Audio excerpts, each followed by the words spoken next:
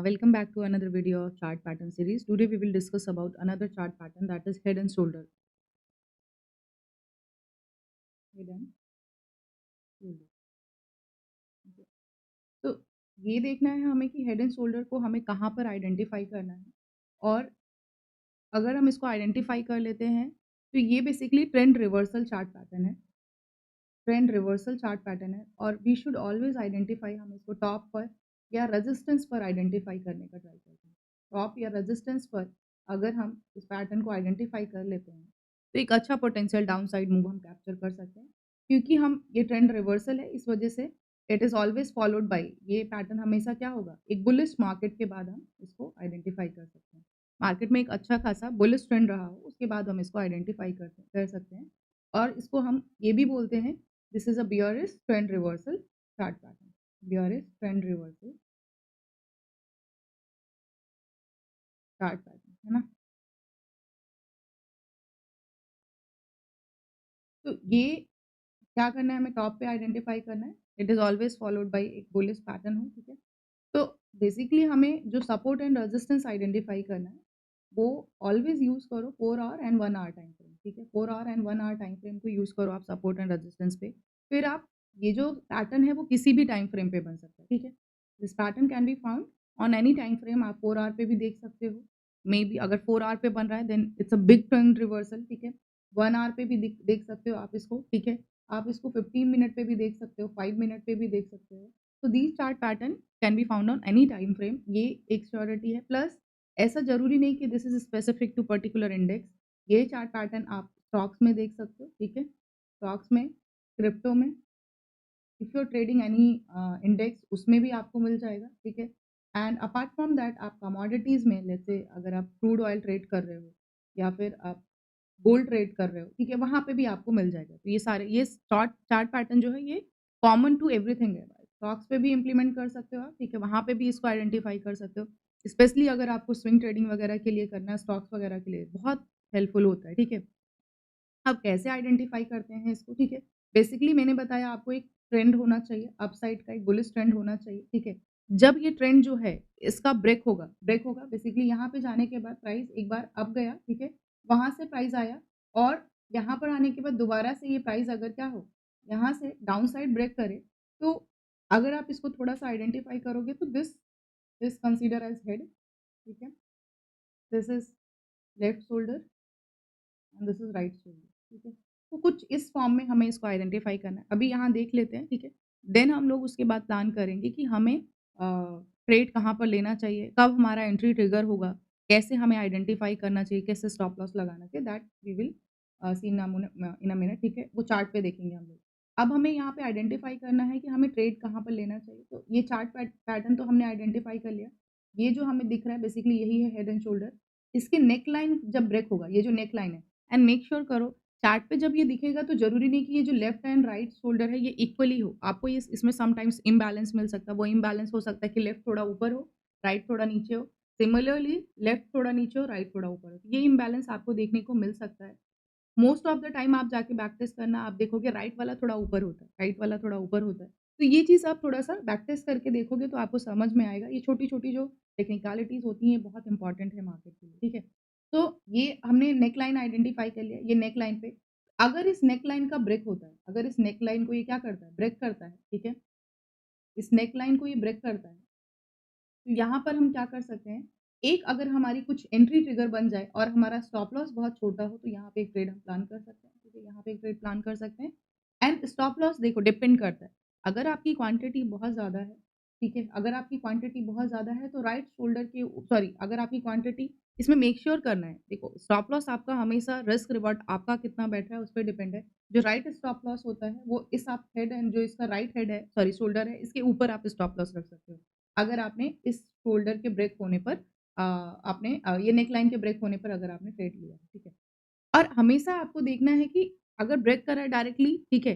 तो आप वहाँ पे जैसे ये जो ट्रेंड सपोर्ट वगैरह ये ब्रेक होता है, ये आप कभी-कभी देखोगे कि डायरेक्टली ब्रेक करता है। तो डायरेक्टली ब्रेक करता है तो आप छोटी से क्वांटिटी से हमेशा यहाँ पे अपनी एंट्री वगैरह पहले से प्लान करके रखो, क्योंकि अगर सपोर्ट का ब्रेकआउट होता है या रेजिस्टेंस का ब्रेकआउट होता है, आप अगर वेट करोगे तो समटाइम्स आप उस मूव को कैप्चर नहीं कर पाओगे। लेकिन उस मूव को कैप्चर करने के लिए you have to identify this chart pattern जो है। अगर पहले से है तो आप डायरेक्ट एंट्री कर सकते हो।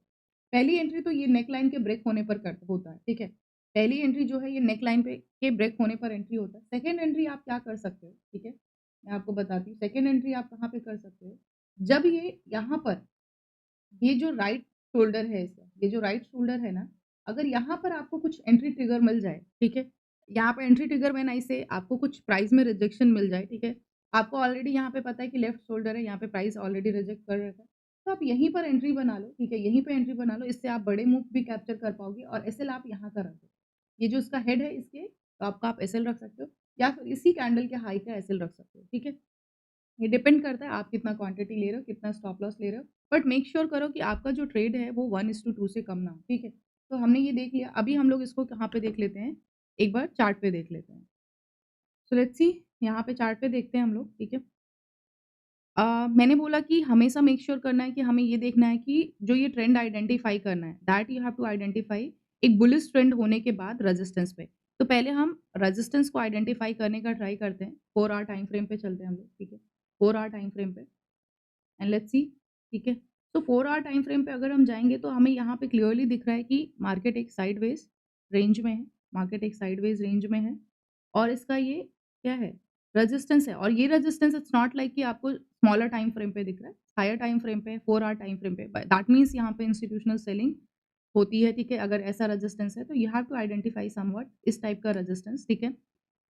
और उसके बाद आपको 1 आवर पे भी इसका कन्फर्मेशन लेना है। 1 आवर पे भी हमें दिख रहा है कि अच्छा खासा इस प्राइस से बार-बार रिजेक्शन लेता है। देखो जब भी इस प्राइस पे आया है रिजेक्शन लिया है, ठीक है? तो ऐसे एरिया को हमें आइडेंटिफ़ाई करना है, ठीक है? अब अगर आइडेंटिफ़ाई हमने कर लिया, ठीक है? उसके बाद क्या करना है, हम 5 मिनट पे या 15 मिनट पे जाके देखेंगे। आपको अगर आप इसको 5 मिनट पे देखोगे, ठीक है? 5 मिनट पे अगर आप देखोगे तो यहाँ पर आपको क्लियरली दिख रहा है, दिखाती हूँ मैं, 1 सेकंड।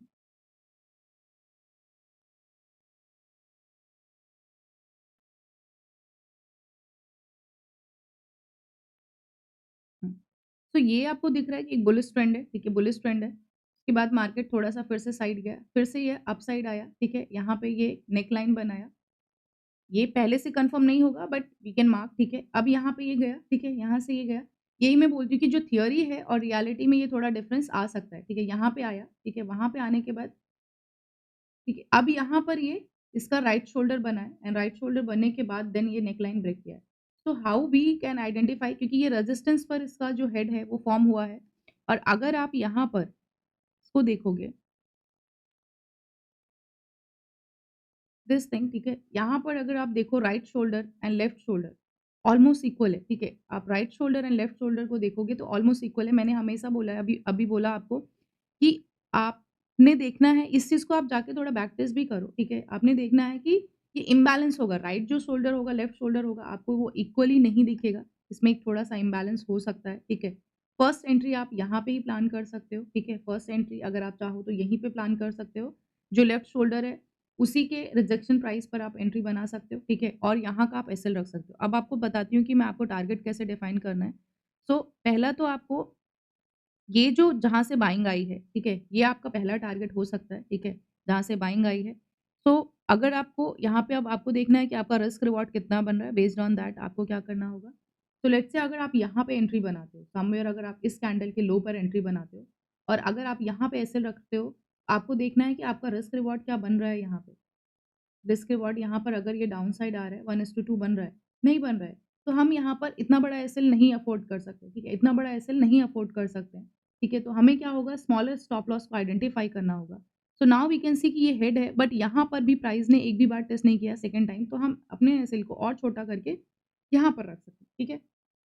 अब हमें दिख रहा है कि हाँ, चलो अगर हम इतना पॉइंट का अगर हम लेट्स से 1 अपना ₹1 रिस्क पे डाल रहे हैं, तो हम यहाँ पर आराम से ₹2 निकाल लेंगे, ठीक? तभी हमें ट्रेड में एंटर करना है, ठीक है?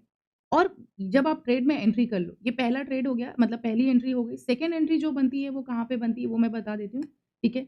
हाँ, सेकंड एंट्री के लिए हम देख लेते हैं, सेकंड एंट्री हमारी जब ये नेक लाइन ब्रेक करेगा, जब ये नेक लाइन ब्रेक करेगा ना ये जो नेक लाइन है, ये ब्रेक करने के बाद ही आपकी सेकंड एंट्री बनेगी।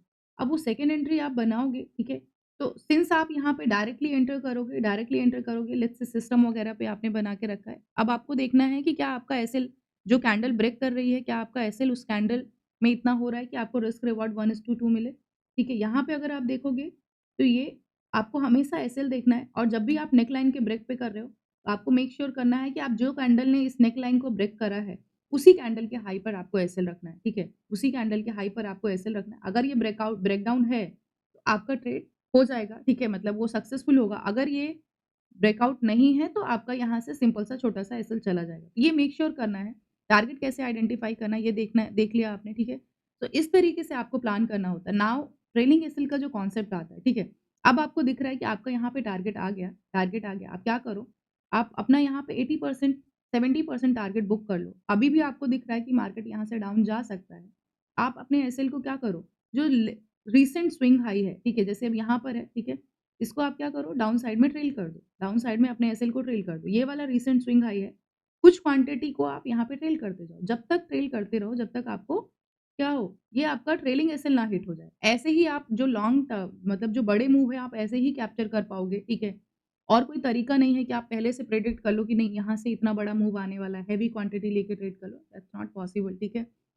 आई होप आपको ये समझ में आया हो कि कैसे हम चार्ट को आइडेंटिफाई करना है। And always remember whenever I से आपको ऑब्जर्वेशन, अगर आप ट्रेडिंग कर रहे हो, ऑब्जर्वेशन ऐसी स्किल है जो आपको ध्यान देना है, ठीक है? ये छोटी-छोटी चीज़ें जो मैं बताती रहती हूँ कि यहाँ पर आपको एसएल लगाना है, ये चीज़ें हैं, ठीक है? एसएल बहुत छोटा होना चाहिए, हमेशा रिस्क मैनेजमेंट बट ये सारी चीज़ें ही आपके ट्रेडिंग करियर को सक्सेसफुल ले जाएँगी और डे बाय डे आपके कैपिटल में थोड़ा-थोड़ा प्रॉफिट ऐड होगा।